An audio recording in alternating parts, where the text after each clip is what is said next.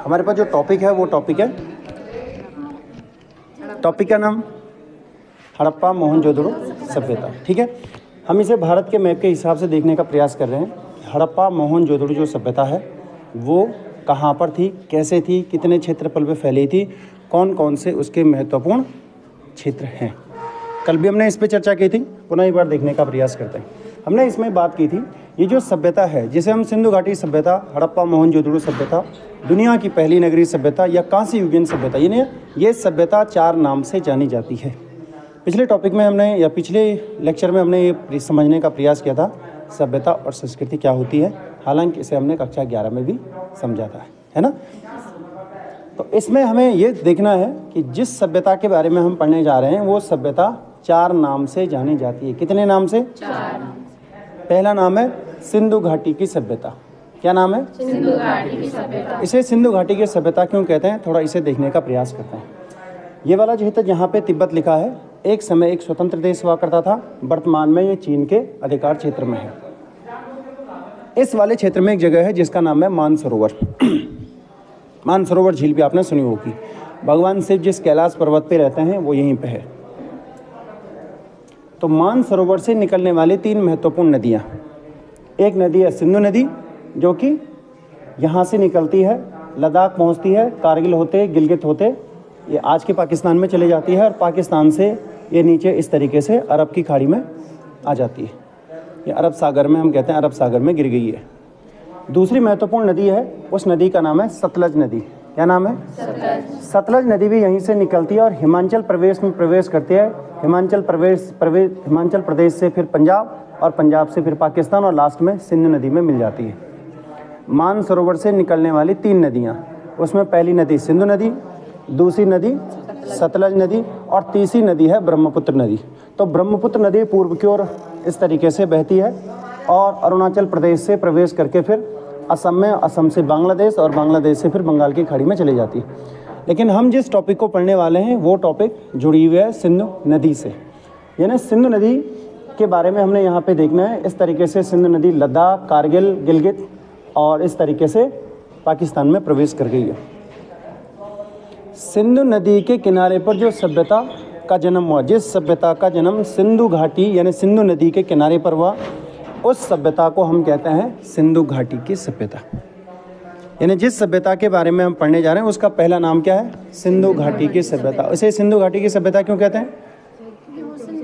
क्योंकि यह सिंधु नदी के किनारे पर इसकी क्या हुई है, इसका जन्म हुआ है या इसकी उत्पत्ति हुई है या पनपी है सिंधु नदी के किनारे पर, इसीलिए इसे सिंधु घाटी की सभ्यता कहते हैं। हो जाएगा। दूसरा इसे कहते हैं हड़प्पा मोहनजोदड़ो की सभ्यता। हड़प्पा मोहनजोदड़ो की सभ्यता इसलिए क्योंकि 2 जगह बड़ी फेमस है, एक का नाम है हड़प्पा और दूसरे का नाम है मोहनजोदड़ो। हड़प्पा यहाँ पे पड़ता है पाकिस्तान में। आज के हड़प्पा और हड़प्पा, हाँ जी, एक है हड़प्पा और दूसरा है मोहनजोदड़ो। हड़प्पा पड़ता है पाकिस्तान में और मोहनजोदड़ो भी पाकिस्तान में, दोनों जगह पाकिस्तान में है। लेकिन हमें ये ध्यान रखना है कि कौन कहाँ पर है। पाकिस्तान में अगर हम बात करेंगे, जिस तरीके से भारत में आप यहाँ देखेंगे स्टेट है, राज्य हैं, है ना। तो भारत में राज्यों की संख्या कितनी है? 28 है और 8 क्या है? केंद्र शासित राज्य हैं। तो वैसे ही पाकिस्तान की अगर हम बात करें, पाकिस्तान में 4 राज्य हैं। कितने हैं? 4 ही है वहाँ पे। हमारे यहाँ 28 है, उनके यहाँ 4 हैं। 4 में से एक है पंजाब। हमारे यहाँ पंजाब है ना, उनके यहाँ भी पंजाब है। ठीक है। और ये वाला जो एरिया है, ये नीचे, ये है सिंध। पाकिस्तान का दूसरा प्रांत का नाम है सिंध। राष्ट्रगान गाते हैं ना, जनगण मन सिंध पंजाब सिंध, ये सिंध, ये वाला सिंध है वो। ये सिंध की हम बात करें, भारत में कोई सिंध है ही नहीं, ये है वो सिंध। राष्ट्रगान तब लिखा गया था जब भारत टूटा नहीं था, यानी पाकिस्तान का हिस्सा भी भारत में था। तो ये जो सिंध है ये दूसरा है इसका। एक इस साइड पड़ता है बलूचिस्तान, जहाँ आजकल आज़ादी की मांग चल रही, और ये जो ऊपर वाला अफगानिस्तान के करीब लगता है, इसे कहते हैं नॉर्थ वेस्ट फ्रंटियर। ठीक है, उत्तर पश्चिमी सीमांत क्षेत्र कहते हैं ये वाला। कुल मिला के पाकिस्तान कितने प्रांतों में डिवाइड है, कितने राज्यों में डिवाइड है? 4। हमारे लिए यहाँ पे इंपॉर्टेंट बनेंगे 2, एक बनेगा पंजाब और दूसरा बनेगा सिंध। हो जाएगा। तो पंजाब वाले क्षेत्र में हड़प्पा है और सिंध वाले क्षेत्र में मोहनजोदड़ो है है दोनों पाकिस्तान में। आपको ये भी ध्यान रखना है कि कौन किस प्रांत में है, तो पाकिस्तान में दोनों, लेकिन पाकिस्तान के किस वाले क्षेत्र में? पंजाब में कौन है? हड़प्पा। और मोहनजोदड़ो कहाँ है? सिंध में। फिलहाल के लिए इतना ही, ठीक है। हड़प्पा वो स्थान है जहाँ पे सबसे पहली बार खुदाई हुई, इस सभ्यता के प्रमाण निकाले गए। यानी अगर हम आज से इस सभ्यता की बात करें कितने साल पुरानी है, तो लगभग 4500 साल पुरानी ये कहानी है इस सभ्यता की। 4500 साल पहले की कहानी है ये सिंधु घाटी सभ्यता की, जहाँ हम पढ़ रहे हैं, जिसके हम बारे में हम बात कर रहे हैं। ये सभ्यता खत्म हो गई, नष्ट हो गई।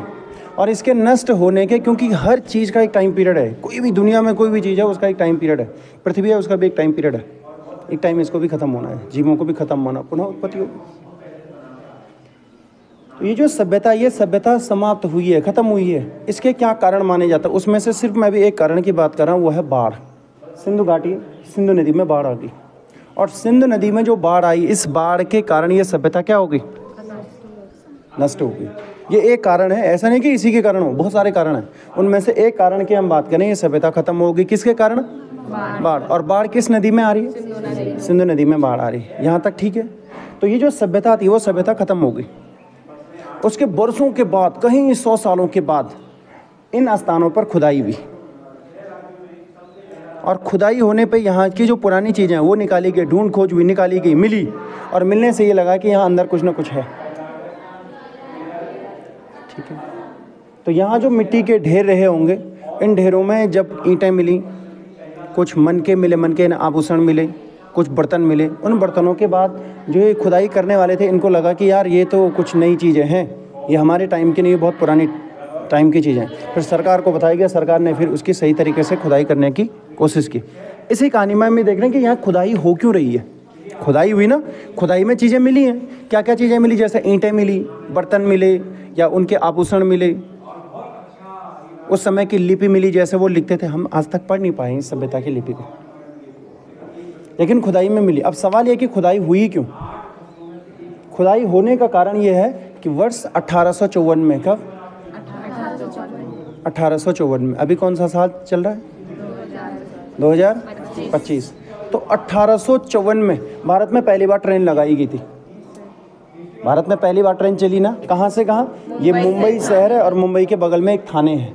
तो मुंबई से थाने पहली बार भारत में ट्रेन कब चली थी? 1854 में चली थी, ठीक है। इतना तो इसी टाइम पीरियड में, इसके ठीक 2 साल के बाद 1856 में ट्रेन लगाई जा रही थी। यहाँ पर पाकिस्तान का बड़ा फेमस शहर है कराची। सुना है कराची नाम? सुना है? नहीं सुना है। भारत की औद्योगिक राजधानी क्या है? औद्योगिक राजधानी, राजधानी तो हम कहते हैं नई दिल्ली है, लेकिन भारत की औद्योगिक राजधानी क्या है? Mumbai. Industrial capital of India.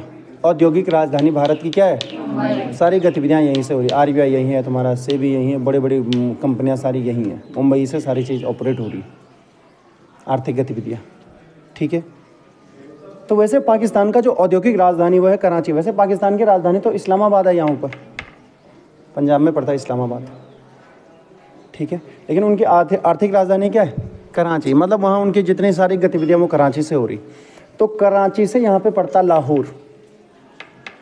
Lahore एक शहर है, ठीक है, हमारे पंजाब के जस्ट बगल में है। यहाँ पे बाघा बॉर्डर पड़ती है। बाघा बॉर्डर से मुश्किल से यहाँ पे होगा 30-35 किलोमीटर दूर है लाहौर शहर, बिल्कुल करीब है हमारा। तो लाहौर और कराची के बीच ट्रेन लगा रहे थे। ट्रेन की पटरियाँ, रेल है, रेल की पटरियाँ लगानी है, और रेल की पटरियों के बीच में पत्थर डाले जाते हैं, ठीक है। तो उन पत्थरों के लिए उनको क्या चाहिए था? पत्थर चाहिए थे उनको। तो उन्होंने जगह जगह पे देखे जहाँ जहाँ पे पत्थर मिल सकते हैं, तो उन्होंने पत्थर लेने की, पत्थर ढूंढे, उनमें उनको ईंटें मिली। तो जब उनको इस खुदाई के दौरान उनको ईंटें मिली, तो और उन ईंटों पे कुछ लिखा हुआ था। उन्होंने कहा ये तो कुछ लिखा हुआ है। तो फिर वो जो खुदाई करने वाले उस समय जो इंजीनियर्स थे, मैंने उनके नाम तो आपको याद नहीं रखना, लेकिन 2 भाई हैं, बड़े इंपॉर्टेंट है, ब्रंटन ब्रदर्स। ब्रंटन किस नाम से जाने जाते हैं वो? ब्रंटन ब्रदर्स के नाम से जाने जाते हैं। 2 भाई इंजीनियर हैं, इस टाइम पीरियड में इंजीनियर हैं, जो पटरियाँ लगा रहे हैं। तो जो ये ब्रंटन ब्रदर्स हैं, इन्होंने अपनी सरकार को कहा कि यहाँ पे जहाँ आप हमसे खुदाई करवा रहे हैं, जहाँ हम खुदाई करा रहे हैं, ये पटरियाँ जहाँ पटरियाँ लग रही हैं, ये स्थान कुछ पुराना स्थान है, एंशियंट हिस्ट्री से रिलेटेड प्लेस है, यानी प्राचीन इतिहास से जुड़ा हुआ कोई एक स्थान है जहाँ पे हमें कुछ चीज़ें मिल रही हैं और आप इसकी खुदाई करवाओ। और यहाँ पे जो पटरियाँ लगा रहे हैं, हमें ऐसा लग रहा है कि यहाँ पे हमें पटरियाँ लगाते हुए सही तरीके से इसका क्या करना चाहिए, पहले एक बार स्टडी करनी चाहिए। ठीक है, तो उन्होंने कहा जरूर, लेकिन उस पर ज़्यादा सरकार ने ध्यान नहीं दिया, क्योंकि सरकार को रेल की पटरी लगानी थी, तो इसलिए उन्होंने ज़्यादा ध्यान नहीं दिया। आगे चलकर एक बड़े फेमस एक व्यक्ति निकले जिनका नाम था लॉर्ड कनिंघम। कनिंघम नाम के बड़े चर्चित व्यक्ति रहे हैं इतिहास में। इन्हें कहा जाता है भारतीय पुरातत्व का father, archaeology father of Indian archaeology कहा जाता है अलेक्जेंडर कनिंघम को। तो ये जो कनिंघम नाम के जो व्यक्ति हैं, ये एक अंग्रेज अधिकारी रहे हैं। उसके बाद ये आर्कियोलॉजी डिपार्टमेंट के हेड बनाए गए। आर्कियोलॉजी जो ढूंढ खोज करने वाले होते हैं, उस डिपार्टमेंट के हेड बनाए गए। उन्होंने फिर इस पे काम करने की कोशिश की। आगे जाके इनके बाद जो बड़े अधिकारी बने, उनका नाम था मार्शल। और मार्शल जी के टाइम पीरियड में हड़प्पा में और मोहनजोदड़ो में खुदाई हो गई। उन्होंने इस स्थान पे खुदाई कर दी, और खुदाई से यहाँ पे उनको बहुत सारी चीज़ें मिली हैं, जिनकी चर्चा हम आगे करेंगे, क्या क्या वहाँ से मिला है। तो हड़प्पा वो स्थान है जहाँ सबसे पहली बार खुदाई हुई, और कहाँ पे पड़ता है, पाकिस्तान के पंजाब में पड़ता है। कौन से वाले पंजाब में? पाकिस्तान। पंजाब हमारा भी है, पाकिस्तान में भी है पंजाब। तो पाकिस्तान वाले पंजाब जो राज्य है, उस राज्य में हड़प्पा नामक जो स्थान है, वहाँ सबसे पहली बार खुदाई हुई। समय था 1921 का। कब का समय है? 1921 का समय है। तो 1921 में यहाँ खुदाई हो रही है, और खुदाई करने की जिम्मेदारी जिस व्यक्ति को मिली है, उनका नाम है दयाराम साहनी। क्या नाम है? दयाराम साहनी वो व्यक्ति है, उनको जिम्मेदारी दी है। लेकिन उनके जो बॉस थे, उनका नाम था मार्शल बॉस है, अंग्रेज अधिकारी। सबसे बड़े जो अंग्रेज अधिकारी हैं वो है मार्शल, और मार्शल के नीचे जो अधिकारी हैं उनका नाम है दयाराम साहनी, जिनके नेतृत्व में यहाँ खुदाई हो रही है। हो जाएगा। फिर अगले साल 1922 में यहाँ पे एक स्थान पड़ता है जिसका नाम है मोहनजोदड़ो। ये सिंध प्रांत में है, मोहनजोदड़ो। ठीक है। और 1922 में मोहनजोदड़ो में खुदाई हुई, और उसके खुदाई करने वाले जो बड़े अधिकारी उस समय जिनके नेतृत्व में यहाँ हुआ, उनका नाम था राखाल दास बनर्जी। राखाल दास बनर्जी। ठीक है। लेकिन उनके बॉस कौन थे? मार्शल यहाँ पे भी बॉस हैं, मार्शल यहाँ पे भी बॉस हैं, मार्शल यहाँ पे भी बॉस हैं। हो जाएगा क्लियर? ठीक है। तो यहाँ पे सिंध प्रांत में क्या है? मोहनजोदड़ो। और पंजाब प्रांत में क्या? हड़प्पा पहला स्थान है, और मोहनजोदड़ो सबसे बड़ा है। ढूंढ खोज में जो सबसे बड़ा है वो क्या है? मोहनजोदड़ो। और पहला कौन सा? अब यहाँ पे ध्यान ये रखना है कि हड़प्पा पहला, मोहनजोदड़ो बड़ा, इसीलिए से हड़प्पा मोहनजोदड़ो की सभ्यता भी कहा जाता है। आई समझ में? दूसरा नाम, पहला नाम क्या था? सिंधु घाटी सभ्यता। दूसरा नाम हड़प्पा मोहनजोदड़ो। क्यों कहते हैं? कारण पता चल गया? Yes no? तीसरा कारण, तीसरा नाम क्या है? तीसरा है इसका दुनिया की पहली नगरीय सभ्यता। नगर, हम गाँव में रहते हैं, गाँव से फिर जो शहर हैं, शहर मतलब जहाँ पे बुनियादी जो आवश्यकता है, सुख सुविधाएं हैं, वो मौजूद है। जहाँ पे सुख सुविधाएं मौजूद हैं वो उन्हीं को हम शहर कहते हैं। पक्के मकान, सड़कें, हॉस्पिटल की व्यवस्था, एजुकेशन की व्यवस्था, जॉब्स, नौकरियाँ, इंफ्रास्ट्रक्चर, कंपनियाँ। ठीक है। ये तमाम जहाँ चीज़ें होती हैं उन्हीं को हम क्या कहते हैं? व्यवस्थित तरीके से। यानी यहाँ पे जो इतनी सारी चीज़ें मिले, सारे सिस्टमेटिक है, व्यवस्थित है, उसी को हम क्या कह रहे हैं? शहर कह रहे हैं। और दुनिया में पहली बार इस प्रकार का जो ये सिस्टम है, वो यहाँ इस सभ्यता में हमें देखने को मिला है। सड़कें थी चौड़ी, मकान एक दूसरे से चिपके हुए नहीं है, दूरी पर है। हर घर तक क्या है? सड़क है। हर घर तक पानी की व्यवस्था है, पक्के मकान हैं, व्यापार का सिस्टम है, यहाँ पे प्रशासन चलने वाला प्रशासनिक तंत्र है पूरा। तो कहने का मतलब है ये दुनिया की पहली नगरीय सभ्यता। नगरों का जो ढांचा हमें पहली बार दुनिया में कहीं मिला है, वो कहाँ मिला है? सिंधु घाटी सभ्यता में मिला है। जबकि दुनिया की पहली सभ्यता कहते हैं मेसोपोटामिया की सभ्यता में, लास्ट ईयर मेसोपोटामिया की सभ्यता पहली सभ्यता है, कहा जाता है कि सबसे पुरानी वही है। लेकिन दुनिया की पहली नगरीय सभ्यता कौन सी है? ये वाली, हमारी वाली। ठीक ठीक है। कितने देशों में फैली हुई है? अफगानिस्तान, पाकिस्तान और भारत, 3 देशों में फैली हुई हो जाएगी। तो कितने क्षेत्रफल पे फैली हुई है? इसका एरिया कितना? लगभग 20 लाख वर्ग किलोमीटर। कहते हैं कि 20 लाख वर्ग किलोमीटर पे ये फैली हुई है। कौन? सिंधु घाटी की सभ्यता। ठीक है। तो तीसरा नाम क्या था इस सभ्यता का? दुनिया की पहली नगरीय सभ्यता हो जाएगा। पहला नाम, दूसरा नाम, तीसरा नाम, ठीक है। अब चौथा नाम, चौथा नाम है इसका कांस्य युगीन सभ्यता। कांसा, कांसा एक धातु है जो मिश्रित धातु है, तांबा और टिन से मिलकर जो बनता है कांसा। कांसे की, देखें कांसे की थाली होती है घर में, होती है, तो वो कांसे वाली। दुनिया में पहले जो धातु थी जो खोजी गई थी वो था तांबा। तांबा दुनिया की पहली धातु है जो खोजी गई थी, ठीक है। लेकिन तांबे के बाद जिस धातु, क्योंकि तांबा उतना कठोर नहीं है जितना कि कांसा है, ठीक है, फिर उन्होंने तांबे में मिलावट करके क्या बना दिया? कांसा बना दिया। और इस टाइम पीरियड में कांसे की बहुत सारी चीज़ें कांसे की बनी हुई है ना। आप बर्तन कह सकते हैं, जो भी उनके आभूषणों में लेकर या फिर उनके बर्तन या दैनिक जीवन में जिन चीज़ों का वो इस्तेमाल करते हैं उसमें कांसे का बहुत ज़्यादा इस्तेमाल हुआ है। इसीलिए इससे कहते हैं कांसे वाली सभ्यता, यानी इस सभ्यता में कांसे का बहुत ज़्यादा इस्तेमाल हुआ है समझ में। इंसान के द्वारा खोजी जाने वाली पहली धातु कौन सी है? तांबा, ठीक है। और तांबे के बाद जो दूसरी धातु आई है वो धातु में क्या है? कांसे का इस्तेमाल, बड़े तौर पे कांसे का इस्तेमाल हुआ है। तो जिस सभ्यता में कांसे का सबसे ज़्यादा इस्तेमाल हुआ उस सभ्यता को क्या बोलेंगे? कांसे वाली सभ्यता। क्या बोलेंगे? कांसे वाली सभ्यता। तो ये हमारी वाली जो सभ्यता है ये कैसी वाली सभ्यता थी? कांसे वाली सभ्यता थी। आज से कितने साल पहले? 4500 साल पहले। ये कहानी आज से 4500 साल पुरानी कहानी है,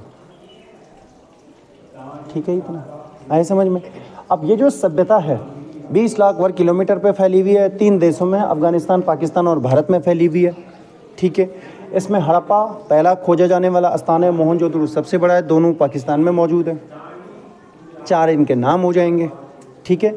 अब हम इसमें ये देख रहे हैं कि इस सभ्यता के जो स्थान हैं उत्तर, दक्षिण, पूर्व, पश्चिम। उत्तरी पॉइंट इस सभ्यता का, अगर हम उत्तरी हिस्से की बात करें, सबसे उत्तर में कौन है? तो ये है मांडा। यहाँ पे देख रहे होंगे आप, मांडा है। तो मांडा इस सभ्यता का सबसे क्या है? उत्तरी पॉइंट है। और सबसे दक्षिणी पॉइंट कौन सा है? दैमाबाद। मांडा कहाँ है? जम्मू कश्मीर में, यानी अगर हम शहर की बात करें तो जम्मू के नज़दीक पड़ता ही है। और दैमाबाद कहाँ है? महाराष्ट्र में। दैमाबाद कहाँ पर है? महाराष्ट्र में। और इसका पूर्वी पॉइंट, अगर हम पूर्व इस तरफ है, पूर्वी पॉइंट की बात करें तो मेरठ के नज़दीक यहाँ पे लिखा है आलमगीरपुर।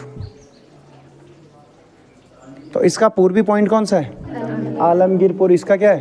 पूर्वी पॉइंट, मेरठ के नज़दीक है, उत्तर प्रदेश में हो जाएगा। और अगर हम पश्चिमी पॉइंट की बात करें तो यहाँ दिख नहीं रहा है लेकिन इस साइड है, उसका नाम है सुतका गेंडोर। क्या नाम है? सुतका गेंडोर।